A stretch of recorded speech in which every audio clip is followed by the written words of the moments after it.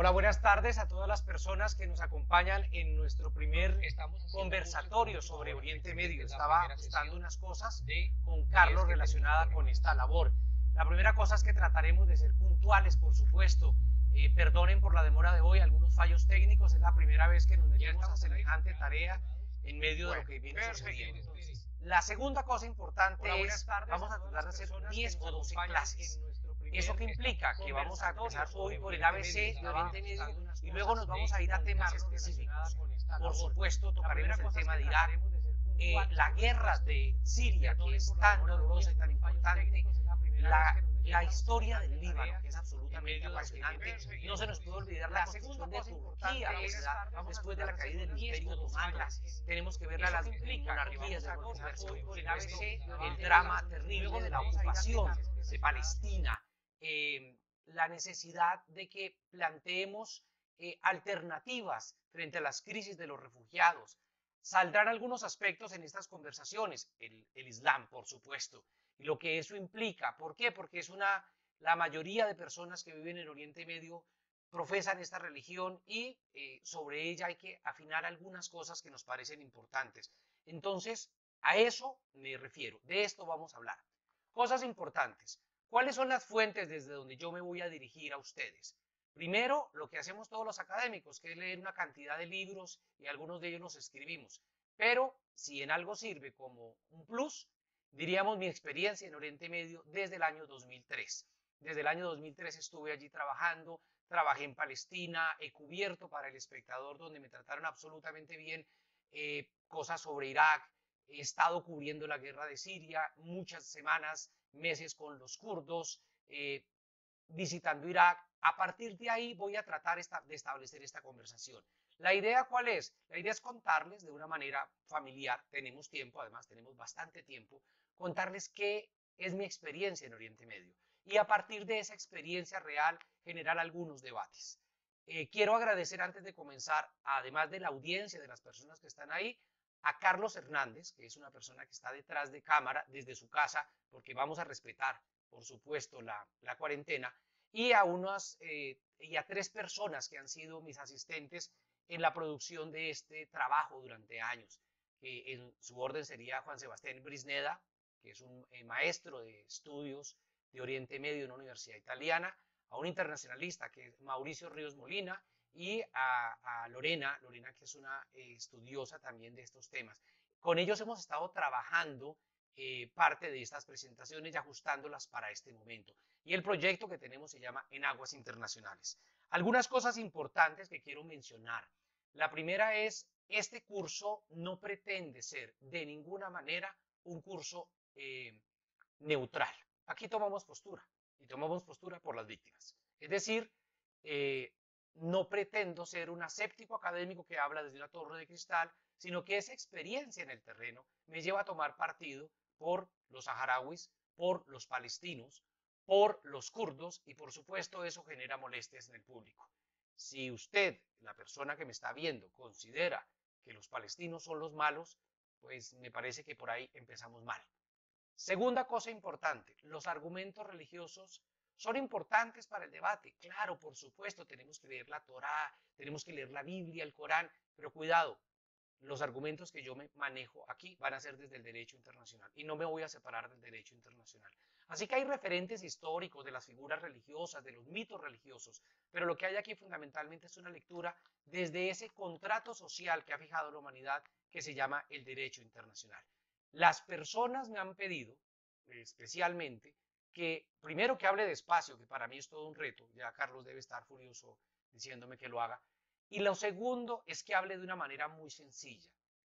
Si vamos a ser aquí muy claros, no es un curso para expertos, no es un curso para las personas que ya conocen a la perfección el mundo árabe o que están viviendo allí. Este es un trabajo que queremos hacer para que las personas en estos días que debemos estar en casa, nos quedemos en casa y pensemos. Es un abrebocas pensando en si no sabemos nada de Oriente Medio. Partamos de cero. Eso yo creo que es una cosa importante. No estoy hablando a nombre de ninguna universidad, hablo a título personal y a título del grupo con el que he venido trabajando durante varios años. Igualmente, las personas que me están colaborando tendrán el cuidado de procesar las preguntas y sobre la base de las preguntas que procesemos, en la siguiente clase vamos a empezar respondiéndolas de tal manera que vamos a dar una continuidad a las cosas que se vienen diciendo. La idea es que tengamos un taller o un conversatorio hoy de 45 minutos. Mi profesor de medicina decía que la mente capta hasta que la nalga aguanta. Entonces ya después de 45 minutos estamos cansados, queremos tomarnos un café y ahí vamos a suspender la actividad. Una cosa importante, yo eché mano de los mapas disponibles de Internet, pero les pido una cosa, entiendan que lo estamos haciendo con lo que está disponible, con las cámaras que tenemos, los equipos que tenemos, respetando la cuarentena. Algunos mapas podrían ser discutibles, pero no quiero entrar en el debate si el mapa es o no políticamente correcto. El mapa es una guía que nos ayuda a ubicarnos donde estamos, no es una cosa exegética, y ahí les pido la mayor de la comprensión. Pueden perfectamente no creerme, ir a otras fuentes, pero créanme que hay un espíritu de honestidad en lo que yo comunico. Y claro, como en todo curso tiene que haber una bibliografía, les voy a mostrar la bibliografía que tenemos para el día de hoy, para los demás cursos. Este libro que publicó Le Monde Diplomatique hace algunos años se llama De otras guerras y de otras paces. Está disponible en mi página web. Lo pueden descargar absolutamente gratis. Allá hay temas sobre análisis de conflictos que podemos discutir, no solo de Oriente Medio, incluimos cosas de Afganistán, por ejemplo, pero una cosa que es muy importante, bájenlo, léanlo, discutámoslo, tratemos de mirar las fuentes. Dicho lo anterior, entonces, lo que todos estamos esperando, vamos a hablar de eso que se llama Oriente Medio. Entonces, empecemos pues con las diapositivas. Carlos, por favor, ayúdame para ubicarme. Bueno, a nosotros nos han dado una idea de lo que es Oriente Medio, que está basada en una idea de un mapa. Nos han montado un mapa. Y ese mapa está representado por unos estados, ¿cierto? Ahora mismo vamos a ver una diapositiva que nos están ayudando a preparar, de tal manera que podemos observar los estados. Tenemos un estado que se llama Siria, un estado que se llama Irak, un estado que se llama Turquía, pero cuidado, así como nosotros vemos que en Colombia o en América Latina en general tenemos estados y nos definimos por estados, yo soy colombiano, yo soy ecuatoriana, yo soy argentina, yo soy chileno, en Oriente Medio esto no sucede. Entonces la primera trampa que tenemos que cuidarnos es si Oriente Medio es un conjunto de estados. Ese mapa que tenemos es cierto, pero no es toda la verdad, es solo un pedacito de esa verdad. Y ese pedacito de esa verdad implica que, como vamos a ver ahorita, podemos quedarnos encerrados, podemos quedarnos atrapados de manera incorrecta en un mapa que no refleja toda la verdad. Entonces, claro, hay unas personas que se definen por su pasaporte, ¿no? El que tiene un estado, que es un estado que es el estado turco, los que tienen un estado que es un estado que es el estado egipcio, perdón, el estado iraní, pero eso no es suficiente. Este primer mapa que creo que ya están viendo les muestra exactamente dónde estamos. ¿Sí? Hay una discusión de estados, hay una identidad de estados. Yo soy sirio, yo soy iraquí, yo soy egipcio, yo soy iraní. Como cuando decimos nosotros, yo soy colombiano. Esa es una primera identidad. Pero cuidado, no es ni la principal ni la única identidad de Oriente Medio. Luego entramos a discutir además qué es Oriente Medio. Entonces, en la siguiente imagen veríamos otra discusión. Entonces, tenemos pendiente la aproximación desde la teoría del Estado. Pero si luego miramos esto, por ejemplo, estamos viendo aquí una diapositiva, no sé si la están viendo, que es la diapositiva del arco chií. ¿Con eso qué quiero decirles? Que aparte de los mapas de los estados, aquí hay otra identidad, una segunda identidad. Y la identidad tiene que ver con la religión. Imaginémonos que hay unos que se definen como judíos, está bien, y son judíos antes que israelíes. Pero también hay unos musulmanes, y son musulmanes antes que saudíes o que iraníes. ¿sí? Ese mapa de las religiones es un mapa fundamental. Entonces tenemos que en Egipto un 90% de la población es musulmana, pero un 10% es población copta. Tenemos otra cosa interesante, y es que dentro de esa población, en el Líbano, por ejemplo, tenemos una población que es, digamos, mitad, el norte de Beirut hacia arriba, son fundamentalmente cristianos, y de Beirut hacia abajo son musulmanes. Pero además de eso tenemos diferencias dentro del mundo musulmán. Tenemos personas que son suníes o sunitas, el 90% de los musulmanes, tenemos personas que son chiíes o chiitas, pero además de eso tenemos cristianos ortodoxos que están mirando a la iglesia ortodoxa, y también, por ejemplo, en Irak teníamos como 1,5 millones de cristianos, muchos de ellos miraban al Vaticano, ¿cierto? Entonces hay diferentes religiones allí. Ese mapa de las religiones es otra identidad, es decir, voy a decirlo de manera folclórica. Nosotros somos colombianos y colombianas, pero hay unos que son evangélicos, mi hermano, a quien tanto quiero, pero hay otros que son católicos como mi hermana, hay otros que somos ateos como yo, y entonces si la cosa es religiosa, ahí ya no nos une el concepto de colombianidad. En algunas de las guerras de Oriente Medio pesa más la agenda musulmana o la agenda religiosa que la agenda del Estado. Es decir, no piensa con el color del pasaporte, sino con su credo religioso. Entonces, ahí hay una cantidad de religiones que se expresan en la región, incluyendo, por supuesto, a los musulmanes, a los judíos y a los cristianos. Ahora, si miramos la segunda, el siguiente mapa, que lo estoy ya proyectando para que lo podamos ver, aquí hay un tercer mapa. ¿Cuál es ese tercer mapa? Es el mapa de la cultura. No estoy planteando aquí el mapa de la religión ni el de los estados, es el mapa de la cultura. Entonces, cuando examinamos el Kurdistán, por ejemplo, estamos pensando, ahí no estamos pensando en religiones y tampoco estamos pensando en países, estamos pensando en una cultura, la cultura kurda. Entonces tenemos 4 culturas grandes, ya me van a decir que hay otras, sí, pero permítame mencionar solo 4. Los turcos, que están ahí en la parte norte, donde dice Turquía en inglés, ¿cierto? Los persas, que sobre todo se ubican en la región de Irán, aunque no todos los iraníes son persas, ni todos los persas están en Irán. Eso es una cosa importante. Los árabes, esa cantidad de gente que se encuentra en Siria, en Irak, en Palestina, en Jordania, y este ejemplo que quería mostrarles, que es el ejemplo del Kurdistán, un pueblo donde se identifican primero como kurdos, antes que como turcos, antes que como sirios, antes que como iraquíes o antes que como iraníes. Voy a dar un ejemplo folclórico para que nos entendamos. Es posible, ya lo dije, que por razones religiosas tengamos diferencias, pero ahora imaginémonos que unos se consideran paisas, otros se consideran boyacenses, nosotros somos rolos y otros son costeños. Entonces, las personas de la costa pueden tener una identidad mayor en términos culturales que las personas del sur del país, las personas de Nariño. Entonces, si la pelea es cultural, ahí no importa qué religión tengo yo y no importa tampoco qué color de pasaporte tengo yo. Entonces, hasta ahí he mencionado 3 mapas: el mapa de la religión, el mapa de la cultura y el mapa de los estados. Pero además de eso, podríamos meter nuevos mapas. Si vemos, por ejemplo, la siguiente gráfica, que es la de las tribus de Irak, podemos meternos entonces con aspectos culturales. Y es que dentro de las culturas, la gran cultura árabe, también se encuentran unas pequeñas expresiones, pequeño lo digo en relación con el número, no estoy de ninguna manera demeritando su valía, en el caso de las tribus de Irak. Entonces, las tribus de Irak, por ejemplo, que son múltiples, muestran un panorama de, ahí lo observamos, de cualquier cantidad de tribus que hay.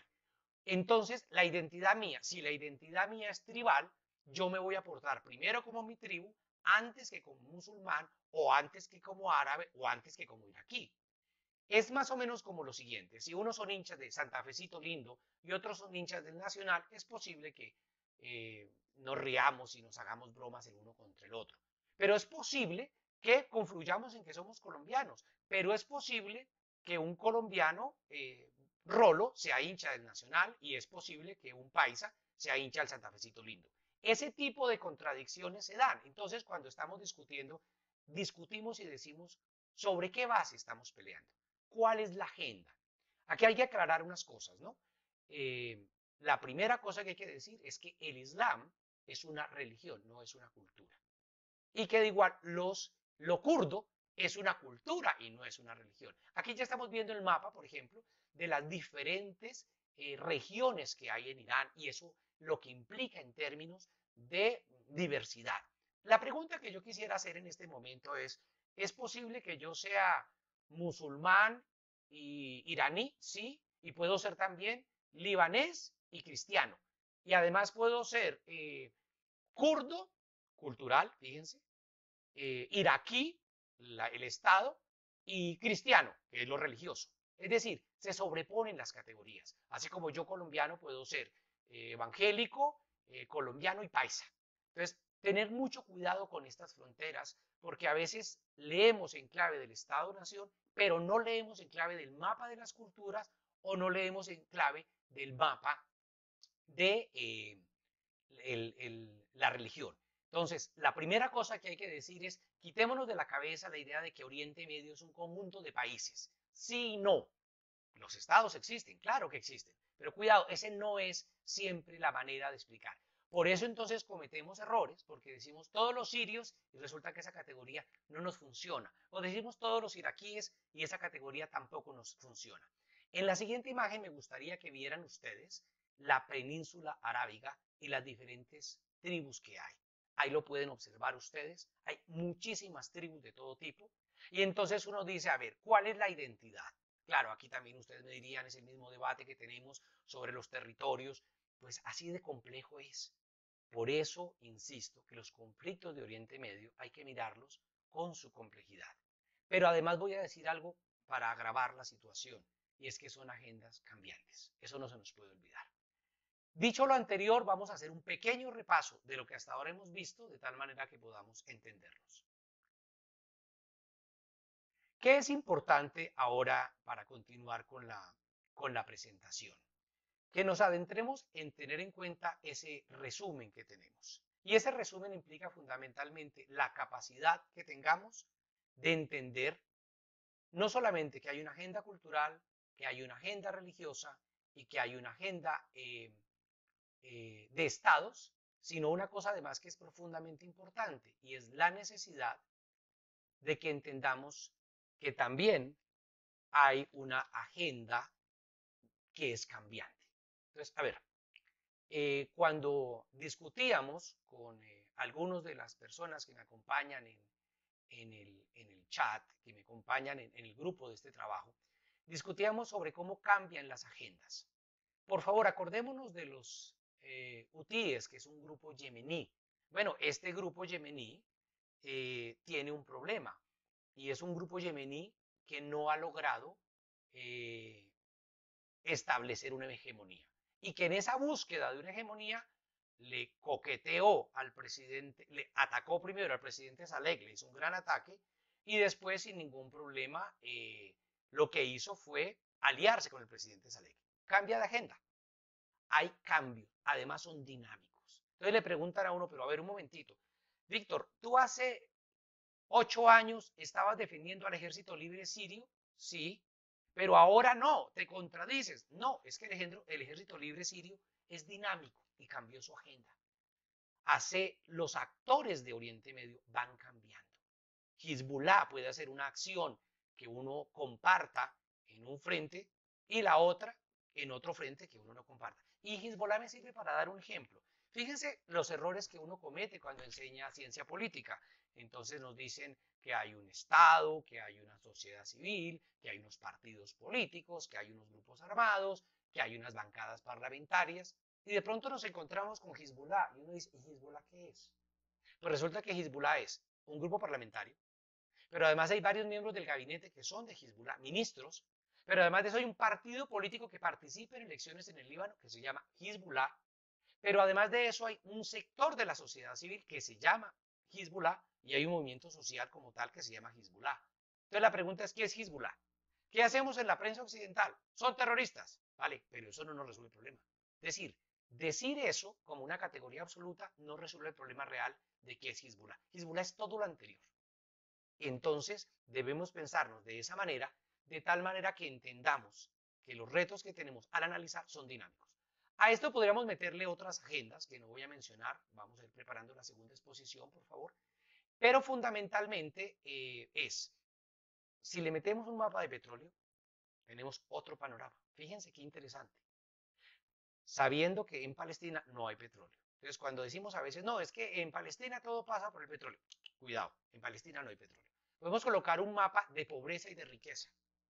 Y entonces nos encontramos con que hay países muy pobres, zonas dentro de los países muy pobres, muy marginales, y tendríamos otra agenda, la agenda de la pobreza, ¿cierto? Mientras preparan la segunda parte de diapositivas, les voy contando entonces algunas de las otras cosas a tener en cuenta. Imaginémonos el debate de género. La agenda de género es una mucho más cercana a una propuesta democrática con más logros en Túnez, por ejemplo, aunque Túnez no es Oriente Medio, me refiero al mundo árabe, pero mucho más difícil en Arabia Saudita. Entonces, a partir de ahí, uno puede hacer mapas. Ahora, imaginémonos que un mapa entre izquierda y derecha, y esto es bien importante porque es lo último que quiero mencionar antes de entrar a la segunda exposición. No es mirando quiénes son de derecha y quiénes son los de izquierda cómo resolvemos el problema de mirar Oriente Medio. Fíjense que es la última categoría que menciono. Entonces, a veces los compañeros de izquierda, yo soy un hombre de izquierda y no me avergüenzo de ello, pero los compañeros de izquierda cometen el error de preguntar, bueno, ¿quién es el de izquierda para apoyarlo? Entonces terminamos apoyando personas que realmente ni son de izquierda, sino que son dictadores. El caso de Bashar al-Assad. Ya sé que aquí con algunos compañeros y compañeras de izquierda tendríamos una pelea, la damos en la clase de Siria, por favor, tengamos paciencia, pero lo fundamental es que entendamos que la lectura derecha-izquierda no es una lectura que nos sirva para acercarnos a Oriente Medio. Y las preguntas más recorridas, más solicitadas en Twitter, perdón, en las clases, es, profe, ¿cuál es el bueno? ¿Cuál es el bueno y cuál es el malo? Necesitamos a veces un bueno para ubicar un malo, pero esa cosa dicotómica de cuál es el bueno y cuál es el malo tampoco nos sirve. Aquí vamos a hacer rápidamente otra lectura que tiene que ver con qué entendemos nosotros por la región. Esta región se conoce el Levante, ¿por qué? Porque por allí sale el sol. Si ustedes se paran en el Mediterráneo y miran qué es el Levante, por donde se levanta el sol, ¿cierto? Entonces se encontrarán con esta zona.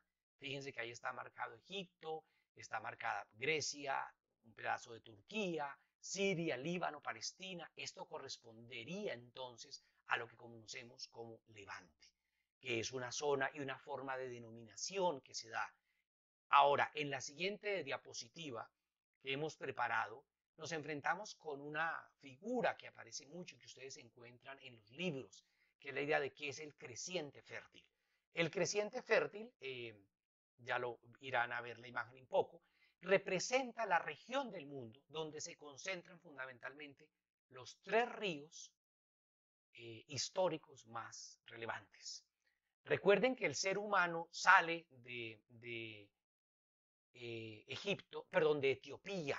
Recuerden que hace 2.3 millones de años, Lucy, como se le conoce, una bípeda de 1,10 m, cuyo esqueleto está en Addis Abeba, ahí en el Museo de Etiopía.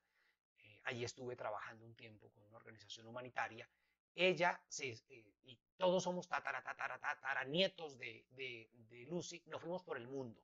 Y en ese ir por el mundo terminamos ocupando dos zonas cercanas, una Egipto y todo lo que tiene que ver con el río Nilo y los dos ríos famosos, el Tigris y el Éufrates, Firat le dicen allí, ¿no? Y el Tigris, pues, está allí, solo decir que el Tigris no es como lo pintan, hay que ir a verlo, y esa zona es la que se conoce hoy como el Oriente Medio. Claro, mucho más grande con otras regiones, pero tengan en cuenta eso, esos mapas que aparecen ahí, donde las civilizaciones, los aldeos, los babilonios, los asirios, los caldeos, todos ellos aparecen alrededor de estos tres ríos. Es decir, que estamos en una región del mundo que además tiene una historia fundamental. En la siguiente gráfica veremos otro concepto, cómo tratamos de leer la región. Por supuesto, el siguiente mapa tiene un problema, y es el problema de las convenciones políticas, porque aquí ya no hacemos gala de las... aquí, digamos, otra vez sacrificamos la idea que hemos manejado de unas fronteras porosas entre lo cultural y lo religioso, y entonces lo que hacemos es revolver a la idea de Estado-Nación. Esta es una figura muy adoptada por el Banco Mundial, que es Mina. Middle East and North Africa, que es eso, Oriente Medio y el norte de África. En este curso vamos a hablar, solo haremos en las revueltas árabes algunas alusiones al caso libio, pero en general lo que entendemos como Oriente Medio, el único país que entendemos como parte de ese Oriente Medio es Egipto. Entonces, esa es una convención internacional a la que echamos mano cuando leemos documentos o reportes o elementos que tratan de asociar esto de Middle East and North Africa con el mundo árabe. Pero ahí hay una trampa, ¿no? Es que Irán no hace parte del mundo árabe. Entonces, a veces Middle East and North Africa no es sinónimo del mundo árabe. Y por supuesto, tampoco es sinónimo del mundo musulmán. En la siguiente observamos una frase que es por donde cae el sol, que la palabra es Magreb. El Magreb significa Libia, Argelia, Túnez, Marruecos, Mauritania y Sahara Occidental. No vamos en este curso a hablar de un caso absolutamente interesante, de pronto lo preparamos para un curso de estudios africanos que podría ser, si no fracasamos en el intento con este, podríamos plantearlo, y es el territorio de Sahara Occidental absolutamente apasionante, ocupado por Marruecos. Estuve allí trabajando 6 meses y por eso me atrevería a dar alguna charla sobre el tema, pero ese es el Magreb. Y luego tenemos otro concepto, que es el concepto de Masrek, o Masrek por donde sale el sol. Y en la siguiente gráfica vemos entonces ese Masrek. ¿A qué equivale el Masrek de hoy? Equivaldría entonces a unos países determinados. Ahora, yo estoy aquí de manera pedagógica traduciendo en el Masrek. Ahí creo que ahorita lo vamos a observar. El Masrek, ¿qué significaría en términos de países? Pero cuidado, es más zonas que países, ¿no? El Magreb y el Masrek no se definen con una geografía de estados, sino tiene que ver con una geografía de naciones. Y recordemos entonces, si habláramos del creciente fértil, que fue el primero que mencionamos, tendríamos a Irak, a Siria, a Jordania o a Palestina. Esto es entonces, regálame por favor la cámara, Carlos.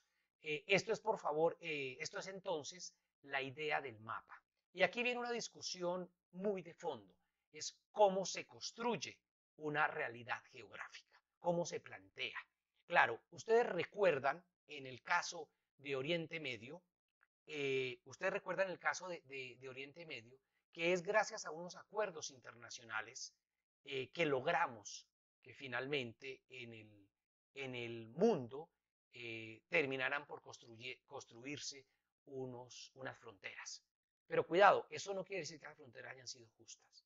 Ese acuerdo internacional, en el caso de Oriente Medio, luego lo vemos con calma, lo firma Francia e Inglaterra y se dividen el planeta. ¿Ustedes se acuerdan qué pasó en África? ¿Cómo se constituye África? Bueno, a partir de una serie de interesantes y dolorosas expediciones europeas en África, allí van construyendo una forma de fronteras. Y esa forma de fronteras nos lleva a unos problemas graves. Y es que en África, ustedes ven que fueron con escuadra que crearon las fronteras, por ejemplo, las de Egipto, las de Libia. Entonces, esas fronteras terminaron, perdón, ya la garganta tiene un límite. Esas fronteras terminaron por separar pueblos que querían vivir juntos, un ejemplo son los Tuareg, y por poner a vivir gente que no quería vivir junta. Ese forzar la máquina para inventarse estados, imponiendo fronteras, es lo que vimos en Oriente Medio y también lo vimos en África. Lo que acabamos de ver ahora no es más que la construcción. Entonces, ¿qué es Oriente Medio? ¿Cómo planteamos Oriente Medio? Entonces, hay una geografía en la que uno podría discutir qué es Oriente Medio. De hecho, uno de los grandes debates es qué implica la cultura árabe o qué significa ser árabe. En la tercera presentación, que ya Carlos la debe estar preparando, tenemos otro abordaje al problema geográfico que yo creo que es importante para tener en cuenta. Cuando discutían que era un árabe, había gente que decía, no, hombre, árabe finalmente es aquel que habla el idioma árabe, que vive en un país del árabe, un país del mundo árabe y que se identifica como tal. Pues eso me recuerda a la famosa frase de Borges cuando decía que es ser colombiano, y decía, ser colombiano es un acto de fe. ¿Recuerdan esa frase? Entonces, a partir de decir ser colombiano es un acto de fe, pues realmente no nos están diciendo mayor cosa. Lo mismo pasa con los árabes, ¿no? Definir qué es el mundo árabe. Entonces, Oriente Medio, podríamos discutirlo. Incluso su propio nombre es objeto de discusión. Oriente con relación a qué. Alguien podría decir, bueno, el oriente de Japón es Estados Unidos. Pero aceptemos, en aras de este curso, después nos veremos, tomaremos un café y discutiremos qué tan correcta es esa definición. Claro, es una definición creada por Francia, es una definición impuesta al mundo, sin duda, pero como el curso aquí no se trata de ahondarnos solo en eso, pues nos vamos a meter en otras honduras. Por supuesto, esa geografía es discutible, pero una de las cosas que vamos a plantear aquí fundamentalmente es plantearnos si se puede mostrar de otra manera. Me comprometo es a dar elementos para que ustedes vayan procesando esto. La siguiente diapositiva nos muestra cómo algunos tratan de entender Oriente Medio y es incluyendo dentro de ellos a los famosos estanes. Entonces incluyen a Afganistán, incluyen a Pakistán, incluyen a Uzbekistán, a Kirguistán, que son países que son importantes pero que no corresponden a Oriente Medio. Digamos que el consenso internacional va arriba hasta Turquía, abajo hasta Yemen, incluye, por ejemplo, ahí en este mapa no aparece Egipto, pero sí incluye países que están al oriente de Irán, que generalmente yo no los incluyo, los llamo más Asia Central. En la siguiente imagen vamos a hacernos otra pregunta. Bueno, entonces ya hemos entendido algo de lo que es Oriente Medio, pero ¿qué es esto del mundo musulmán? Eso es otra película, porque el mundo musulmán trasciende Oriente Medio. En Colombia hay amigos, amigas mías que están ahora mismo viéndome, que son musulmanes y son colombianos, ¿no? A una amiga que le solían decir, le preguntaban, le decían, oye, ¿en tu país se come tal cosa? Y ella dice, yo soy colombiana, nací en Bogotá, ¿cuál en tu país? Entonces, a ver, el Islam no es un país. Entonces, hay una idea que es la idea del mundo árabe. Eso que están observando ustedes es la Liga Árabe. Son en general los países que se fueron constituyendo y que hicieron parte de una gran cosa que se llamó el Imperio Otomano. En 1945, incluso antes de que se creara la Carta de la Organización de Naciones Unidas, se creó la Liga Árabe. ¿Qué es la Liga Árabe? La Liga Árabe, como vemos en el mapa siguiente, es un proyecto en el cual algunos países se identifican como árabes y se suman a esa identidad.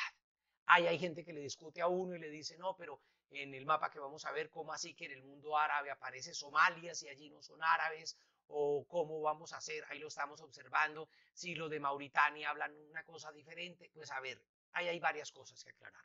Primero, son los países que se afiliaron a la Liga Árabe. Entonces hay, digamos, una identidad política de lo que entendemos como el mundo árabe y está basado en las relaciones del Estado, primero. Segundo, luego hablaremos, cuando hablemos más de historia, de cómo Lorenz de Arabia y otros prometieron la nación árabe, que sería un gran Estado con todos estos países. Otra cosa importante tiene que ver con el idioma árabe. Hay un idioma árabe que es el clásico, que es el que se habla en los noticieros, para que nos entendamos, pero el árabe de Sahara Occidental o el árabe que hablan en Argelia, pues no siempre es igual al que se habla en Irak. Entonces uno sufre mucho cuando trata de aprender palabritas para sobrevivir, porque lo dice, por ejemplo, en ma se dice agua, los palestinos dicen mai, los egipcios dicen maya, cuando estuve trabajando en Darfur, en Sudán, decían moya, entonces uno dice como que hay un léxico local en cada sitio. Es diferente a América Latina. Fíjense que en América Latina un chileno y un mexicano finalmente se entienden, pero allí hay tantos acentos, tanta carga local en el árabe que a veces lo hace difícil de comunicarse entre personas del mismo mundo árabe. Pero bueno, esto es para contarles que esto es otra categoría. El mundo árabe no es igual que el mundo musulmán, que es una cosa que hay que tener en cuenta. Y a toda esta complejidad podríamos incluir la siguiente diapositiva, que tiene que ver con las exportaciones mundiales de petróleo. Entonces, des en cuenta ustedes la cantidad de petróleo que hay en la región. Estamos pensando en Arabia Saudita, estamos pensando en Kuwait, estamos pensando en Irak, estamos pensando en Argelia. Estos países, fundamentalmente los que he mencionado, representan buena parte de la riqueza petrolera del mundo. 63% del petróleo del mundo está allí. Y el mundo se sigue moviendo por petróleo. Claro, las energías renovables, la idea de utilizar otras fuentes, la luz solar, la energía solar, el viento, todas estas son importantes, pero desafortunadamente el mundo sigue atrapado en esto. Y esto es realmente una maldición, ¿no? La inmensa mayoría de países que tienen petróleo terminan generando muchísimos problemas internos. En Nigeria le suelen llamar eso, ¿no? La maldición negra, porque no ayuda, sino que complica la situación. Si uno mirara más o menos las reservas probadas de petróleo, como aparece en la siguiente gráfica, vamos a ver que esta gráfica ya es un poquito vieja, pero nos sirve de contexto. Estamos haciendo esto con las herramientas improvisadas que se pueda. Fíjense ustedes que encontramos unas gráficas en las cuales el 63% sigue siendo Oriente Medio. Ya sé que Estados Unidos en este momento está produciendo más, está logrando extraer más petróleo, ya sé que el consumo puede cambiar, pero vean ustedes un poco en estas gráficas la distribución mundial del petróleo. Entonces, a los mapas que hemos dicho, hay que sumar el mapa del petróleo. Y finalmente quiero mostrarles esta gráfica que aparece ahí y contarles la historia de la siguiente imagen. La siguiente imagen cuenta, supongo, y aquí voy a especular, que los compañeros de CNN trataban de cubrir la revuelta que se hizo, de la que dedicaremos un capítulo a hablar, de las revueltas árabes contra Gaddafi en el año 2011. Entonces supongo que le dijeron a alguien, que veremos en el siguiente mapa, ahí lo estamos viendo, busque Trípoli y señale eso para hablar. Y ven que abajo dice que Gaddafi está en un paradero desconocido y los rebeldes en Trípoli. Y entonces resulta que se nos olvida que hay una ciudad pequeñita arriba de Beirut, en carro queda hora y media de Beirut, en Líbano, que también se llama Trípoli. Entonces al que le tocó aquello, como no tenía ni idea del mapa, creo que cogió y pinchó Google Maps y le dijo y organizó para que la periodista pudiera comunicar. Pero ese es un error que cometemos. A veces confundimos Irán con Irak, Libia con Líbano, suníes con chiíes, pero bueno, no se trata se trata de que no supongamos conocimiento y tampoco supongamos ignorancias, ¿no? Hay gente que sabe mucho y no podemos suponer ignorancias, pero tampoco suponer conocimiento. Carlos, te pido que me regales ahora la cámara, por favor. Entonces, aquí aparece un aspecto interesante para el debate y es la necesidad de que planteemos una lectura a Oriente Medio, y esto es solamente una primera charla informativa sobre cómo adentrarnos en el estudio de una región. Imaginémonos por un momento que alguien decide adentrarse en el mundo del estudio de América Latina. Ese alguien va a tener problemas para entender algunas cosas, y lo fundamental aquí es lograr tener un barniz, una pincelada. Entonces, recordemos lo que hemos tratado de mirar hoy, y es por un lado el concepto de Estado. Sí existen los estados en Oriente Medio, eso es cierto. Vamos a dejar ahí en la gráfica anterior, no vamos a entrar más en gráficas, simplemente les quiero contar el resumen de lo que tenemos. Hemos visto que hay unos estados, hemos visto que esos estados crean una identidad política que ha ido ganando terreno. Por ejemplo, yo recuerdo en las revueltas del año 2012, estábamos en Cairo y la gente se empezó a sentir más egipcio antes que árabe, por ejemplo. En eso la construcción de estados es fundamental. La segunda cosa importante que hay que tener en cuenta es la idea de que el crecimiento de ese modelo estatista pues ha generado impactos en sus propias agendas. Entonces la gente ya no siente, algunos, la idea de hay una necesidad de una nación árabe, sino la nación egipcia no resuelve cosas. Hay otras personas que están funcionando sobre lealtades religiosas. Por eso no podemos entender la presencia de Hezbollah, que es un grupo del Líbano, en Siria, que es un grupo manejado por una rama del chiismo, que son los alawíes, y su conexión con Irán, sin entender que los une una apuesta religiosa. En eso hay que ser claro. Uno no puede entender el sionismo como proyecto que inicialmente nace político, de esto hablaremos en un par de clases en extenso, sin entender que echan mano de un concepto religioso que es el del pueblo elegido y el de la tierra prometida. No podemos entender, por supuesto, la acción del Estado Islámico sin la instrumentalización del Corán. Pero de igual manera, la cultura. Estuve el año pasado 2 meses con los kurdos y hemos logrado, y logré entender un poquito, después de estar en Turquía con los kurdos, en Irak, en Siria, hacernos un panorama de lo que significaba el mundo kurdo. A eso también le vamos a dedicar un programa desarrollando un poco lo que ya hicimos con mi amiga Diana Uribe en ese sentido. Entonces es entender que a veces nos peleamos porque somos eso, paisas y boyacenses, o discutimos o nos burlamos o nos reímos porque somos colombianos o costeños o paisas o lo que sea, y a veces pues tenemos discusiones muy agradables porque alguien es musulmán o es cristiano o es judío. Desde esa lógica es que podemos entender Oriente Medio. Bueno, se hizo lo que se pudo el día de hoy. No sé si fue suficiente. Háganme llegar sus comentarios. Varias cosas. Primero, les pido que se vinculen al chat que he ido transmitiendo, al grupo de Facebook que se creó con el fin de estarles informando, recoger preguntas y mandar algunos links de libros y de publicaciones que pueden ser útiles. Empecemos con descargar el libro que les di. Segundo, está mi página web, victordecurrealugo.com, donde pueden descargar el libro.